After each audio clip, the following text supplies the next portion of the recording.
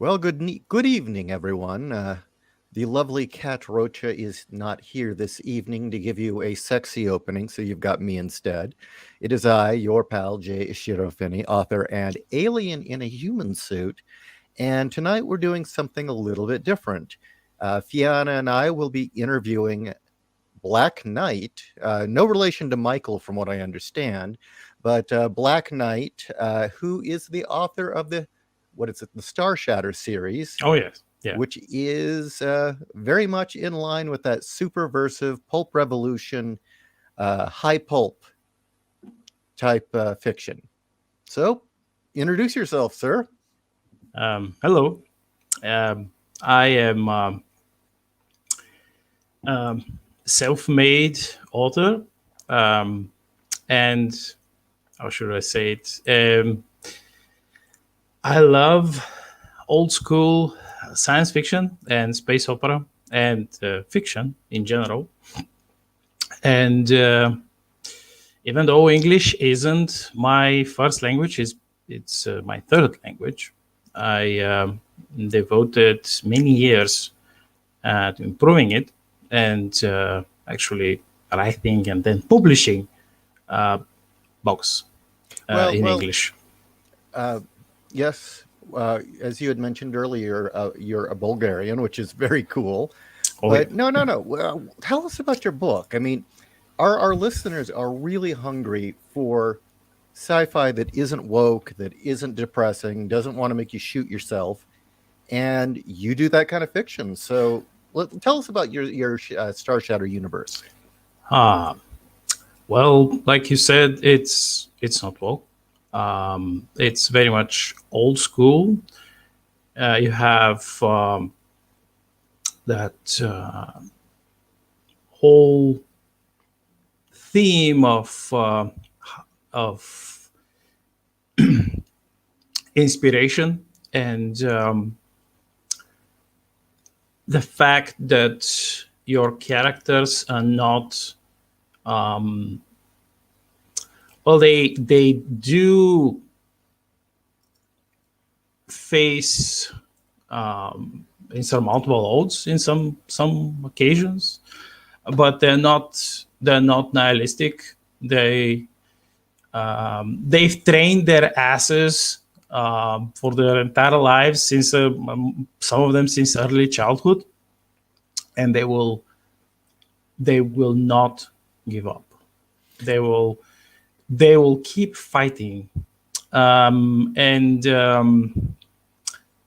Shatter universe, it's an old history universe. It's very much high space opera, like you said. Fianna. Oh, sorry, I didn't realize you. Keep going. And a lot of things, a lot of historical instances, should I say, are not the same, but there are many which are. And I'm also planning, on a side note, I'm also planning another 10-book series, which is set during the period of my Second World War.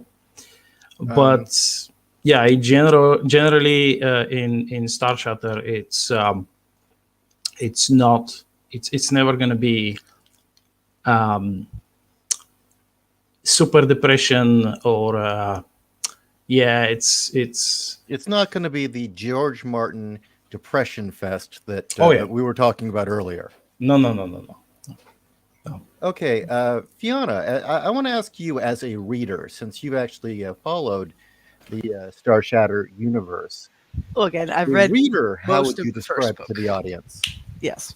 Let's see. How the best way I can explain it. It does have uplifted animals that are kind of like gene engineered to do certain things, but he basically puts it in such a way where you care about them as characters first, and like what the woke contingent doesn't understand, he doesn't have characters that, oh, this is the requested element. Here's the female element. Here's the male element. Like, no, he's just making characters that are interacting and figuring out things in a wider universe. And the first book is basically trying to introduce you to various elements and characters that, you know, you'll be seeing some of the ride through, basically. And yes, even though some people have mentioned it, it is kind of like the one character, though, the Rambo bunny. Even though Rambo she- bunny? Yes, even though she's just like a simple farmer kind of set up in the beginning, you kind of have those classical strokes where stuff hits the fan and she just keeps on bouncing. Oh yes. Pun intended. Yes. Pun intended. Okay, well, now I get to be the asshole. Okay, I'm going to be difficult. One of the most important things when you are trying to get out there and promote your work and get people interested in what you do is being able to sum up a description of your book or what you're trying to pitch in 3 to 5 sentences. So we're going to try that. That's what I'm really aiming for here. Oh boy. In a few sentences, give me a sense, because I still really don't have a feeling for what your book's about. Like, but I guess I want to say from what I've read so far, it's kind of like if you mix the high octane, like space opera of the 1980s, you know, like the classic Battlestar Galactica, the Flash Gordons, even maybe a little bit of Trigon Empire, like that particular comic book. Okay. It has more of a space fantasy feel, to where if you're a nuts and bolts kind of person, like for the Weber series, there's not as much nuts and bolts where it's like, this is how the missiles are fired. You know, like, no, it's more like the characters are put up against different odds, and it's set up to where you get the narrative tension more from like, how are they going to get themselves out of that situation? So it's like high octane adventure with a 80s kind of vibe to it. Old style space opera that was like influenced by Star Wars and things like that, which even Star Wars was influenced by Kurosawa and the spaghetti westerns. So this has a bit of that as well. Okay, now I got a better sense of what we're talking about here. Real quickly, Black Knight, before we go any further, our other host arrives, Professor Raptor. Hello, Black Knight. Hello. And, Professor Raptor, we're going to be we're interviewing Mr. Knight here about his series Star Shatter, which, as I've just been explained, is kind of a high adventure, old school 80s space opera. Oh, Fianna likes your stuff? She's like the greatest cheerleader ever. Oh, yeah. Yep, right there. I just wish I had more time, but right now I find that when I'm starting to read things, I stop and I'm like, wait, how did they break down this sentence? How did this person do action? Oh no! Oh I've gone no! down You're another rabbit becoming hole. a writer. Wait a minute. Wait. That's perfect. We got him right here. You've been reading his stuff. You said you stopped. How did he make this sentence work? Mr. Knight here, Black Knight. So Black, what are yes. what's your adverb game? Yeah, tell us about your technique. How do you approach writing? How should I say it? It's kind of difficult for me because English is not my first language, and sometimes my mind fights the other languages in my mind. The grammar fights English grammar.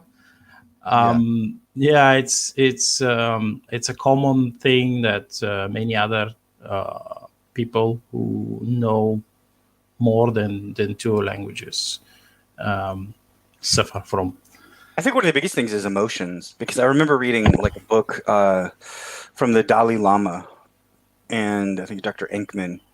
They were talking about they were just talking about the different kind of emotions, and the Dalai Lama was talking about how they have all different kinds of words. Like we have only 3 or 4 words for gratitude, but we have like 27 for anger in the English language. And he was like, why do you do that?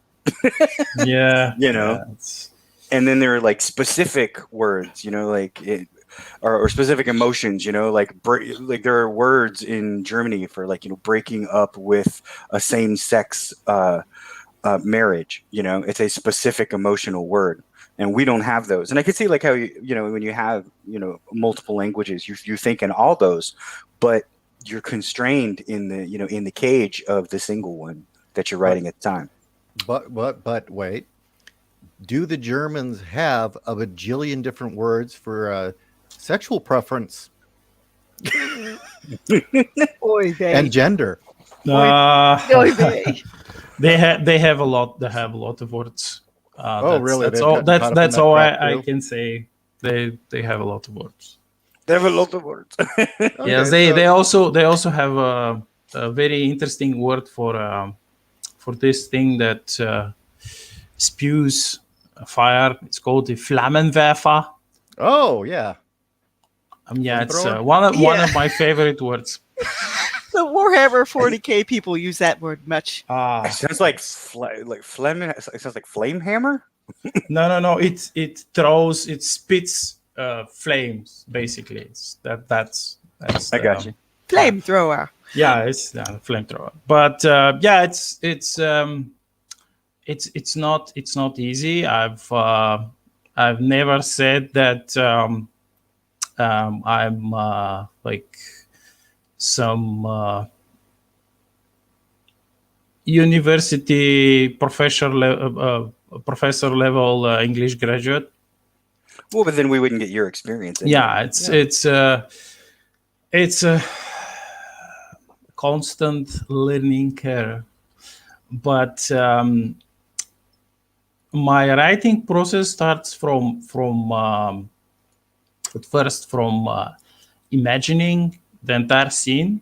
I have to visualize the scene, even the conversation. If it's a conversation, I have to visualize it.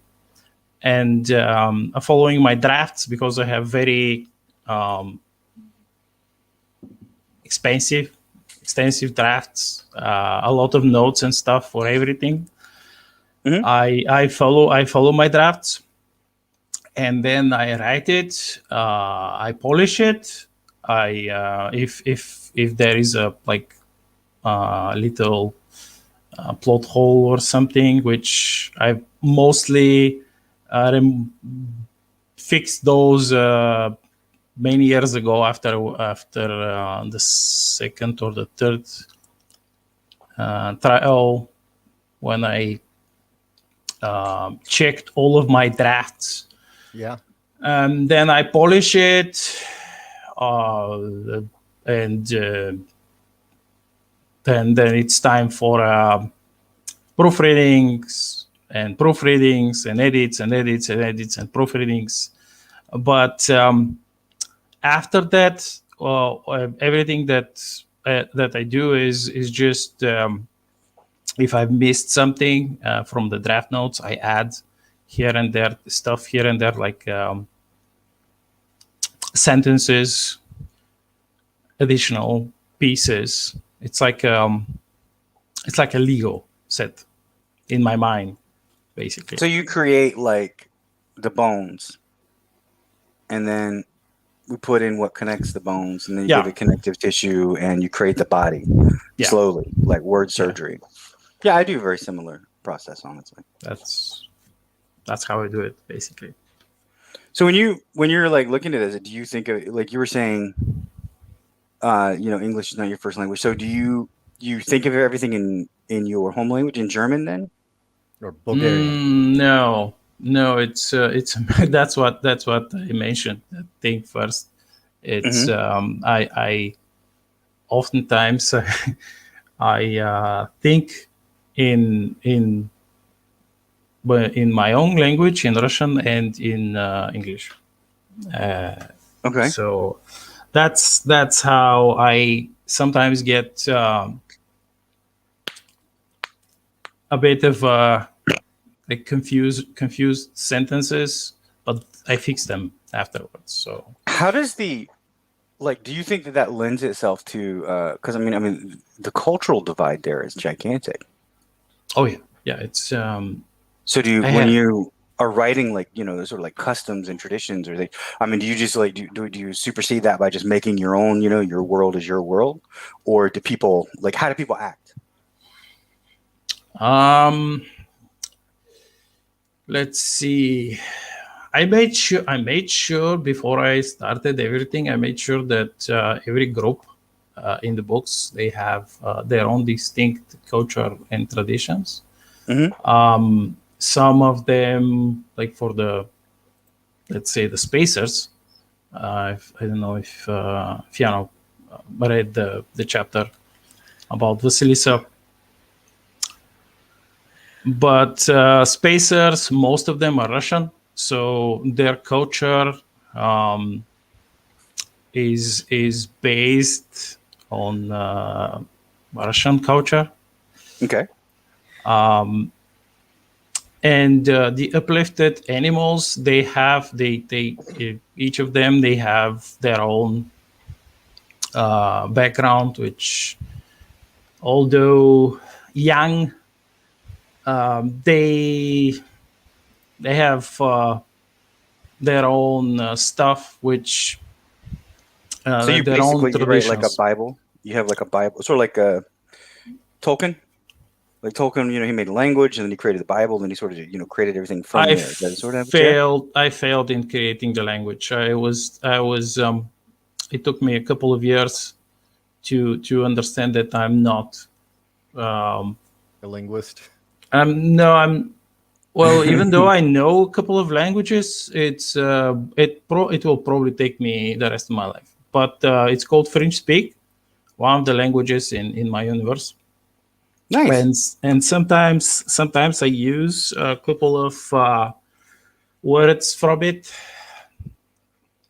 because obviously they in this part of space, they would most races would know and use a different dialect of French Speak.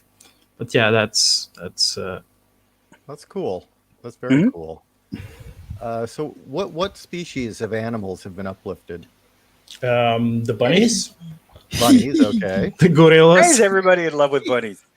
Bunnies are fun, Mm. especially when they go boing boing and then the enemy explodes. Yeah, you're gonna have to tell us about this Rambo bunny next. Boing, boing. What is? You know that's onomatopoeia for when breasts bounce in Japanese. But no, but she's pretty proficient in what she does. But that opening chapter What? did The bunny did has manage to breasts hook that me. go boing. I am No, so not the lost. bunny. She was able to jump really good, but she also Oh, had okay. help in that first chapter. The I was planet just kind of imagining, helped I'm her. imagining the bunny girl going boing boing and blowing up, and I'm No, like, I what are we meant boing doing? boing isn't jumping. You silly people. Yeah, He jumped good, like John Yep. Carter. job good. Well, it's not only the bunnies. There are also hamsters. And it's Did we both choose like the most adorable docile yet animals to deadly. be like these uplifted creatures? Well, yeah, I mean, a lot of people don't seem to have too much fun with uplifted animals, but they can make a great segment into writing. You know, I love them. It's if you want me to, I can tell you more about, like, for example, the bunnies or the hamsters. Sure, actually, I'm curious how you write the hamsters, considering Ah. real hamsters It's so apparently are good. kind of It's mean. fun. It's fun. That's Well, the important part. they're both mean and fun. It's hamsters. Well, they're not they're not first of all, hamsters, like, even after uplift, they're not huge. They're small. They're like, But they get into a lot of trouble. oh yes, Profit. oh yes, and for fun. They're about like 3 feet tall. That's and if you have like one of the bigger spacesuits with exoskeletons and stuff, they can maybe get like 4 feet, maybe. So hamsters, they have pretty just like all of the uplifted races in my books. They have a pretty extensive background written for them, and they have a special secret, quote unquote, organization called the Diggers Society, which is pretty much the opposite to the Illuminati. So a hamster secret society. Okay, if you're not selling books on that alone, I mean, if you want to pitch, Hamster secret society at war with the Illuminati. I'm sold. I swear that this, what I've read so far, it's like he zigzags where I zigzag in a different direction, but it's all coming from a similar source. It's great. And the fact that the reason why I consider his stuff more pulp is because he gets to the point. He doesn't put in a lot of like 20 pages of empty description or exposition just to set something up. It's like bang, bang, bang, bang, bang. You know, got to get to point A to point B to point C. So you like him because he doesn't fall prey to your weaknesses? It's like, because again, like the show don't tell thing annoys the shit out of me with American writing, but his stuff, I key on it because he gets to the point, and I enjoy that immensely. I feel like completely, just unrepresented here. We've got Ishii, he's got scars with the rat, that is Black kind of Knight, weird. I never uplifted. intended. Fiona has the dogs. I have no like I have dogs too. personified animals. I'm gonna write a personified animal book. Screw you guys. I have dogs too. Just should I? Yeah. But so basically hamsters they're not very strong physically. They are kind of they're squishy, very very tiny creatures. So they have a different perspective on life. And one of the things which they have mastered the use of are the jokes. They have invented their own joke weapons, and they can pretty much cause PTSD with jokes. They can troll you over the combs. So would you say this is vicious mockery? Oh yeah. And if they can't ruin your composure or make you bang your face somewhere, like on a wall somewhere, they'll pretty efficiently shoot you. They're also called by the aliens. I mean, they call them the tiny feet of doom. Because feet of doom. Yeah, because this is where like the assholey aspect of the hamsters. They have decided after much study by their people in that special secret society that the only way they can help their patrons, like the people who uplifted them, the humans, is by killing as many baddies as they can. And they have special statisticians and other scientists who are gathering data, compiling charts and tables, etc., etc. Every hamster, everywhere, anywhere, it doesn't matter. They keep track of all the baddies they kill. And today, like they're sending reports, like today I killed 3 pirates, or today I shot a slaver, or today I killed some gangster somewhere. Like it counts. Every single one counts. So they're all like what is it, Gimli? And no, they're pretty chill about it. Like they still only counts as one. It's they like to count them, but from the aliens' perspective, most of these, like the older races, because it's a reflection of their own hubris and degeneracy. When they uplift a species, they don't care. Like they viciously mold them. Then in most cases they either create some slave workers type of people, or in other cases they create soldiers, expendable soldiers. And this is what they think the hamsters are. They assume the hamsters are genetically modified killing machines. They actually think that. Because and the hamsters know that, and they use it, and they're like, okay, so they think are they giant space hamsters? Like no, they're small, like they're between 2.5 and 3 feet. So is this like we got like cartel punishment? We put these things in a pot on somebody's chest and set fire to the pot, make them go through. I just keep picturing Minsk and Boo whenever any of the hamsters come on. That's what I was saying. And it's like Oh yes, but imagine if Boo could talk back and talk smack. I see. Oh yes. Go for Oh, the yes. eyes, Boo! The eyes! I love that. That's probably one of my inspirations for this. But yeah, hamsters, when they fight, yes, of course they have military units as part of the military. They will methodically move, attack in waves because they have the numbers. There are a lot of hamsters, and in most cases they will not care how many of them will die. They're not actually that afraid of death for a myriad of other reasons. They don't see it in such a like oh no shit, I'm going to die. No. They look at it like they have a very different worldview. So basically, they will walk or charge their enemy, or like methodically move trench after trench or position after position, and they will kill every single one of them. And they will count as they kill. So then what you're saying is that these hamsters are kind of like Klingons. It was like, oh, and mighty I'm Fluffy. imagining, Fluffy like- died in an honorable death. I'm imagining More- like, they're like the Gizmo Duck, alter ego. Remember, he was like an account. He's a bean counter. So they're like they're aggressive accountants.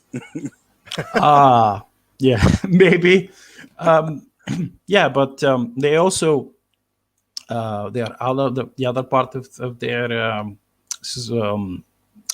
way of helping is they have a thing which they call the Great Hamster Burden, which is they help humans who have suffered from different either PTSD or they had suffered losses, they've lost their families, or etc. Like they make sure that they have enough good jokes to alleviate some of that suffering. So this is You might like my book. We'll talk about it later. Just those two elements alone, you really might like my novella Scars. But I was going to say World War Kaiju. I mean, oh, World War But, yeah. Kaiju. like what's the difference? Space hamsters, World War Kaiju. Woo! Size, there should be like that you guys should sell that together and then be on the side, put on the side. Size matters. Cat told me so. Yeah, I can't tell anybody else like how far the uplifted animal angle goes, because again, I've only gotten through most of the first book. But yeah, it's a blender of fun stuff that the old pulps used to do. So that's why I can't really give it overall one big category. It just has a lot of stuff that's fun in it. Well, And so that's that what sci-fi is missing. It's fun. So we don't focus too much on the hamsters of doom, which otherwise we very well could. Let's move on real quickly. You've got this wonderful cover for your first book. oh yeah. So who's this guy here, the swashbuckler? What's his deal? That's the captain. And Morgan? next to him is the I'm disappointed if he doesn't Is- have like a weird French accent. Ha ha. he has a weird alien accent. He's a Zentari. And one of the flashy things about his people is they, except in all branches of the military, they wear uniforms atop their armored suits because they. I feel like his face should have like a meme. Come at me, bro. Yeah, that's basically part of their. It's like their variant of the art of war. It's called the art of losing. They engineer. They change their enemies. They after fighting with them, interacting with them, they make sure that in the worst change scenario, they will lose. They themselves will lose, but only at their terms. And then the second part is that they engineer their enemies. They change their enemies in such a way that their enemies would lose every time. So in other words, they always win because it's always on their terms. Nah, that's the ideal. So you have case aggressive accountants and then lawyers in space.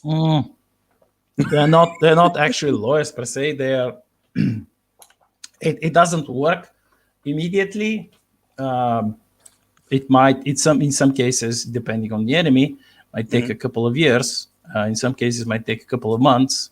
And if they're fighting some idiots, like it will probably take them a few days. But the Z3 there, this is Captain Anica, is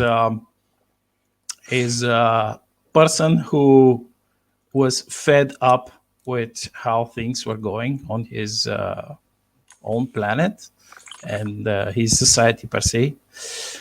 And he kind of devised a plan to make things interesting. And that was like his main goal at first, to have fun and help others, find friends, because he didn't have any friends. He was completely alone. He was one of the nobles there, like one of the high nobles on the planet. And without getting into spoiler territory, it's their society is in kind of a steep decline, and everything is like they're doing these lavish balls and other social gatherings, which are totally meaningless. What is your inspiration for that?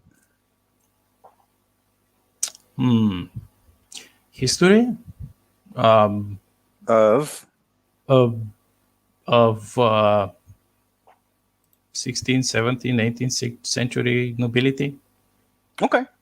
Yeah, it's and also Roman nobility. But he had the luck of having one of the androids of his people who was pretty intelligent, and he told him stories that inspired his imagination, etc. So that's I just don't want to go into spoilers, but No, that's fine. But he what he did in the end was he kind of wrote his family after some certain things happened. He wrote his family a note and told them that he's very distraught because his favorite wine is all gone, and he's going on a quest to find. It's his quote unquote official premise before his family, the official reason that why he's living. And he ventured into Terran space. He found employment as a captain, as a hireling for the Terran military, and it is then where he meets the person in the green power armor suit next to him with the autocannon. Yeah, that's a stormtrooper and a grenadier, a gorilla, as she's called, Catherine. She's his exo, his second in command on the. So I can't ship. help but notice this guy's bringing, a knife to a gunfight. That doesn't seem. This is fine. Space fantasy. No. It's the other way around. Actually, it's. Does he bring a gun to a something fight? Yeah. It's depending on what your equipment is. If you have an energy shield or something, or if your armor is energy resistant.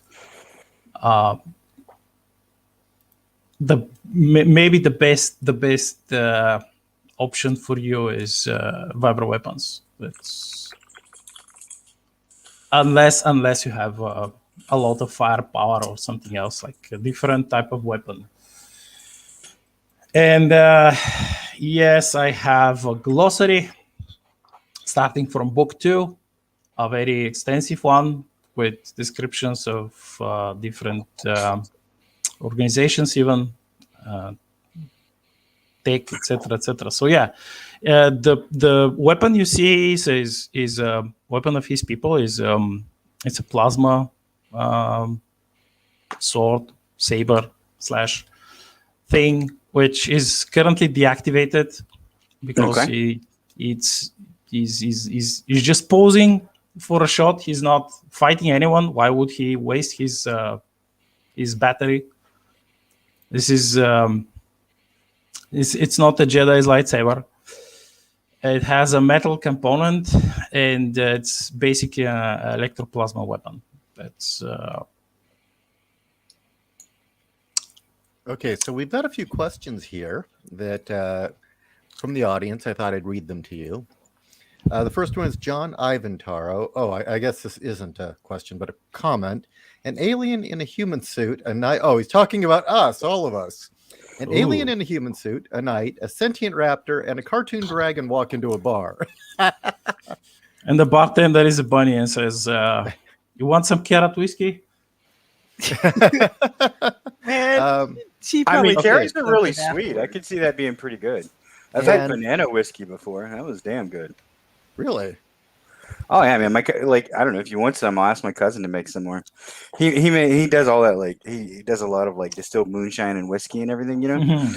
And he made ordered like some produce to make the mash. Right. Usually it's corn, and they didn't have any more corn, so they sent him bananas. Man, he made the moonshine and a whiskey. He popped open the mason jar, and that's how you got to make it if you in the South, boy, with the mason jar. Popped open that mason jar, right? The suction, the vacuum released. You could hear it. I could smell that from the other side of my pool. Wow.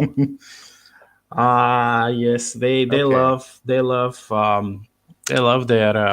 foods and their alcohol. I'm pretty sure that I could run a tank on that thing if it ran out of gas. I'm just saying. Yeah, probably. Maybe. Okay, so we got another question, or a real question this time. Trenton Arnie asks, so looking at the books, should a reader start with book 1 or the anthology A Mandate of the Sword and Railgun? Yes. Better start with book 1. The anthology, it's yes, you can read it as is. Because I've introduced more elements to the glossary. So even someone who hasn't any idea of what the Star Shatter series are, it's like they can start there. And the stories are pretty unique. Each story has his own characters. They're short stories, very pulpy. It's very episodic, just like in the old magazines back in the day. You can if you are not sure, you can definitely start from the anthology. No problem. Just make sure to read the glossary first. It's a couple of pages, like 20 pages. It's not gonna hurt you. It's a couple of pages. 20. Okay. Horizon Talker wants to know if the hamsters weave beads into their fur or keep score a different way.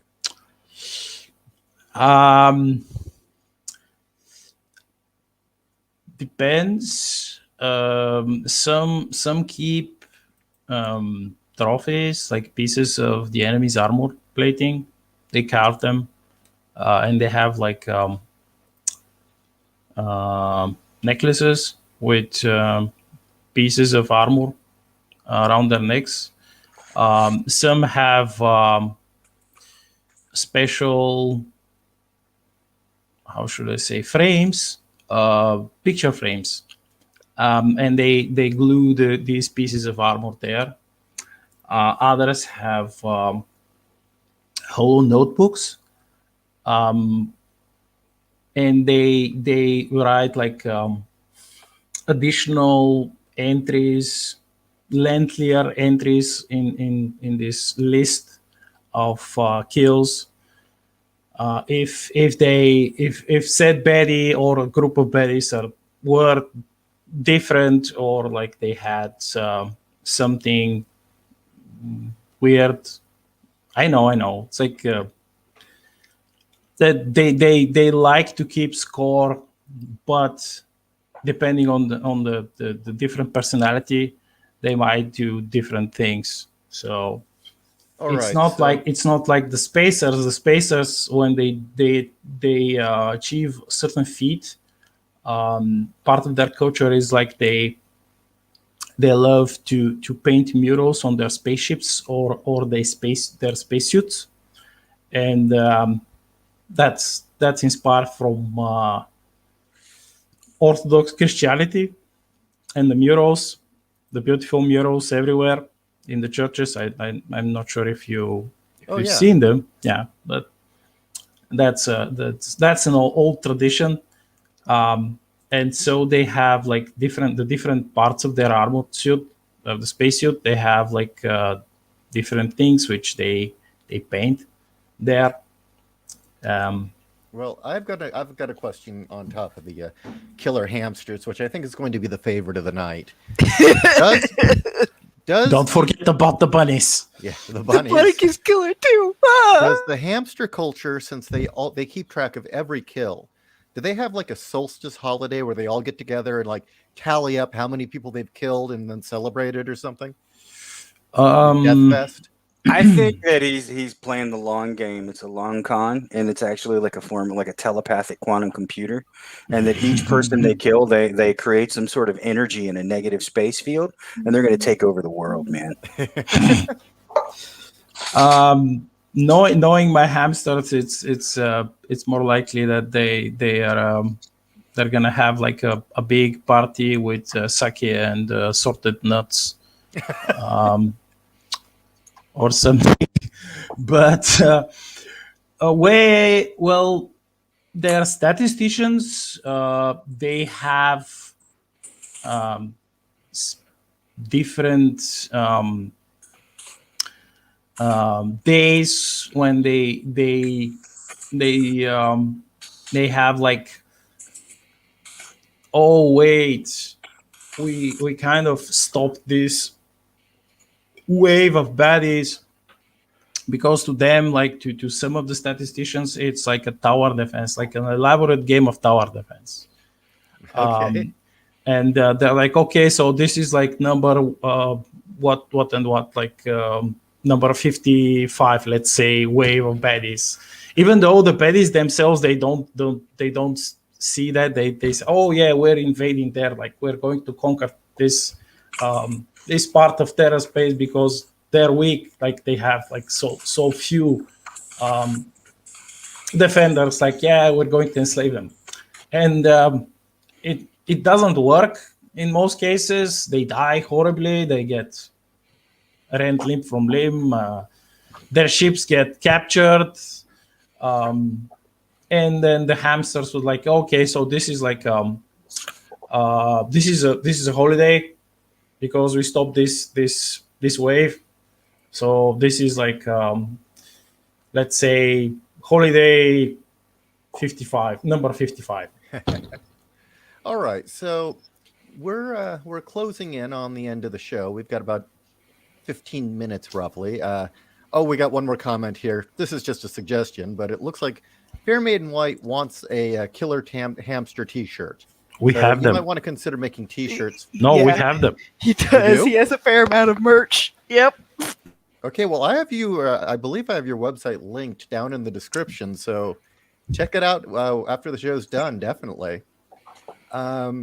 But okay, so we've got about 15 minutes left.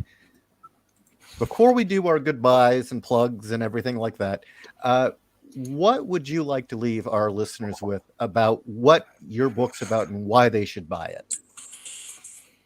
Or what your series is and why they should have it? I could say, well, it's the hope, man. It's the hope.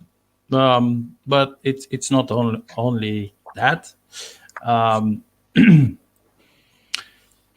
First of all, if you're bored out of your mind from by the current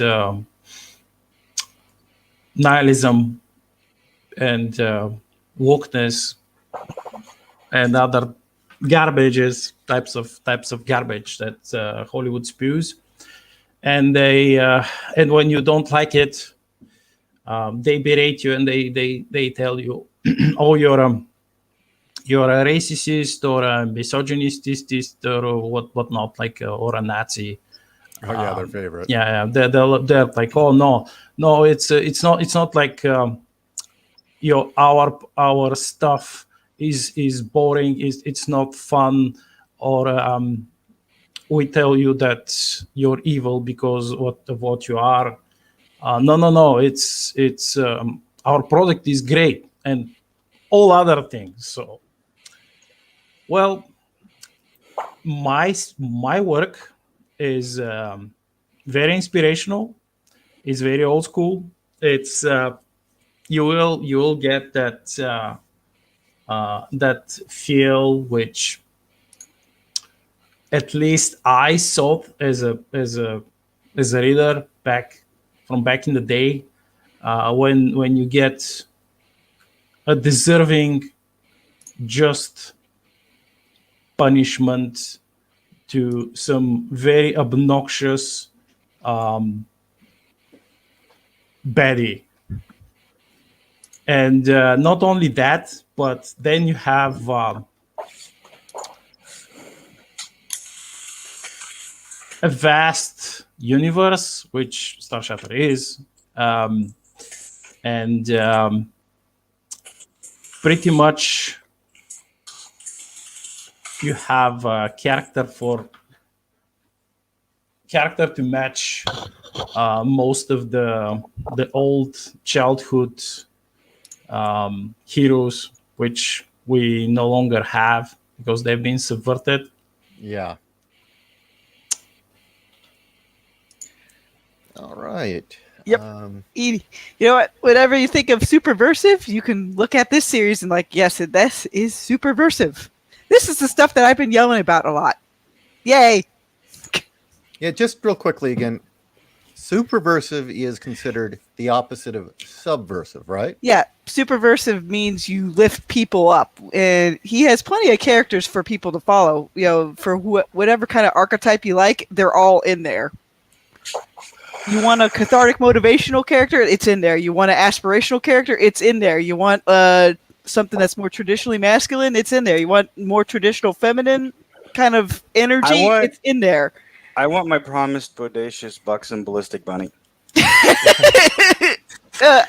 I'm just like, the bunny was more going in terms of jumping. Bunny jumped good, like John Carter. Yeah, so what's his bunny's name? The Rambo character. Lily. Lily is short for Liliana.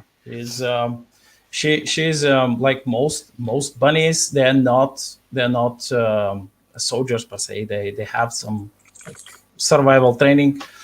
And she was a farmer, an exobiologist on this on her colony. Had some survival training, and on her planet, they kind of they found out that watermelons kind of grow really big, like big, huge watermelons. And she was one of these farmers who had like big plots of watermelons. So she would go and check the sprinklers, etc., and see if there are like pests munching on the watermelons and shoot them. with her sidearm. That's how that's my pesticide, a 9mm. I am going to be good and avoid the very obvious joke about a farm with big watermelons and move on. I will say though, she makes an interesting friend. A groupie in the chat. I'm just saying. No, she makes a very interesting friend on that planet. Mm-hmm. Oh yes. And I'll just leave it at that. A very interesting friend. Yes. You will love it when you read the second book, Fiona. You will see. Oh yes. I'll eventually get there. So, and one last thing which I want to add, I like to add is like in my books are planned from start to finish, and I don't lose anything. I don't throw away anything. I use everything. So you're not going to have a George R. Martin thing where like, you forget about a certain character and then you have to retcon. Because... Oh God! No. You know what I'm talking about, right? This series is the very antithesis. He has like 137 characters. It was kind of funny. You know, one of his recent things. They were like, "What's taking so long?" He's like, "I've forgotten more than I've written." Well, if you take like a decade to finish a book, of course you're going to forget a lot of stuff. Mm-hmm.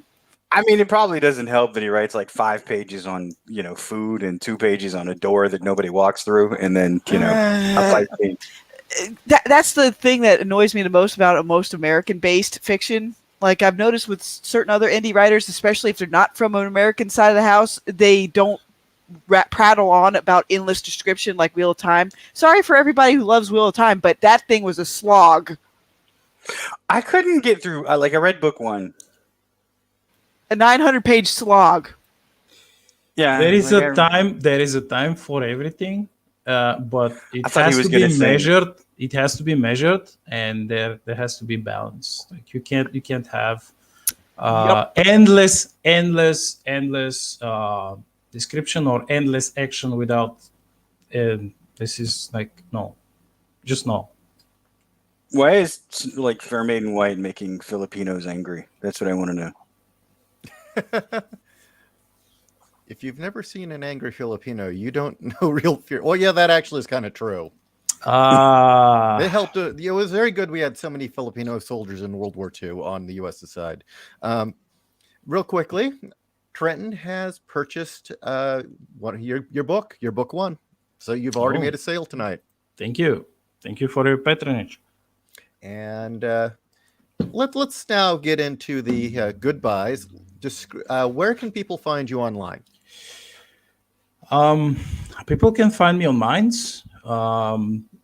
I also have a merch shop, which is also on my page. You can find it on my page. But I never bothered making a presence on Twitter or Facebook or anywhere else, actually.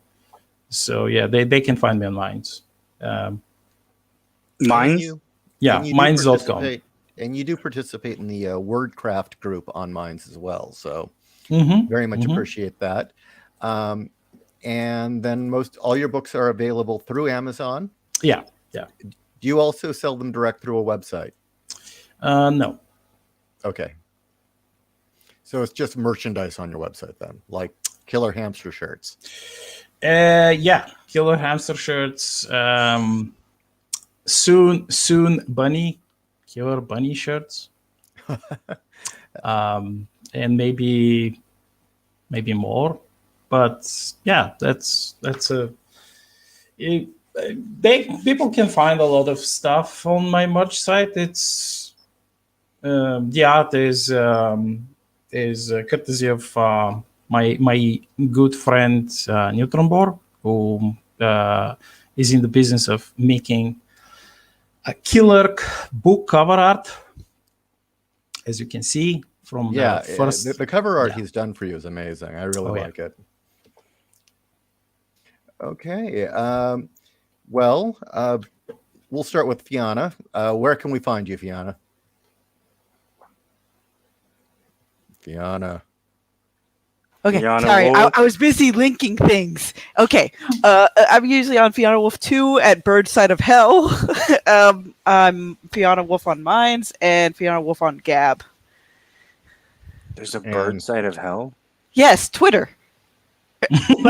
but see, the thing is, I repost things from people in exile from Twitter, like Will the Heroic Studios. You know, I've even posted Star Shatter stuff on there, you know, to kind of filter things Oh through. yeah, that guy. He was doing like cosplay stuff last time I saw him. Yep, but no, I usually link some creative people from Minds over on the Twitter site every once in a while because Twitter does have a little bit of reach in certain sectors. But you know, I figure throw the net wider, help out the indies. Bye mainstream. I don't care. Leave me alone. And you can read Fianna's work, the Uplift Protocol, or at least the rough draft, Yes, by rough following draft the number link in the description. Because I want to give people a full series before I actually try to publish it as an ebook or physical format. But depending on how things go, maybe it's a good thing I won't be done until about mid 2023. You know, because I want to understand formatting. But I've already done better than some of the trad writers out there, where it's like one book every 10 years. No, I just did. Let's see. I did 2 books in 1 year, my first year, and then the second year I got like 3 or 4, and then, yep. It's just going to keep going along. Hopefully I'll get like 5 or 6 done for this upcoming 2022. I need to learn how to do that. Okay, Right? Pulp speed. Mr. Raptor or Professor Raptor, how about you? Yo. You can find me at sinsofthefae.com. And if you like your stories with magical realism and fantasy, then have I got one for you. I don't do space stuff, though. But, you know, if you like fantasy, I've got that. You know, if you like the kind of thing that it's any kind of mythology passed through my own personal lens with a bit of old school writing in there, then I think you'll love it. It's very pulpy, very classic. I don't do the woke thing either, so hopefully everybody enjoys it. You can also find me at bladeknight.com or at the Buddy Lord on Twitter. Thank you very much. Links in the description. And I guess that is everybody. Now my turn, I suppose. First and foremost, I'm going to recommend everyone go down to that link in the description. Click on the one that says subscribe to Wordcraft, because as you all know, the other site that I broadcast from has been throttled to all hell by the lovely people at YouTube. Wordcraft focuses more exclusively on the writing side of things. It's a bit more of a serious site. We'll still do the more insane stuff on the other site. And then also, I would like everyone to check out the audiobook Whispers from the Abyss, which is linked in the description. It isn't an audio anthology of stories Kat and I published from other authors. And it's got my Death War Grease Paint read on there, as well as a story by Kat. We also have Laird Barron and Oren Gray. And as always, read my book, Scars. I mean, apparently you guys all really like killer hamsters and Rambo bunnies. Well, my story doesn't have that. It just has a very smart-ass rat. Okay? Ooh. But, and I thank you for everyone who has checked it out, because it is now at 53 reviews. Thank you, and thank you again. Well deserved. Thank you. Well, I guess that is another completed show. Oh, and see you next week, guys. All right.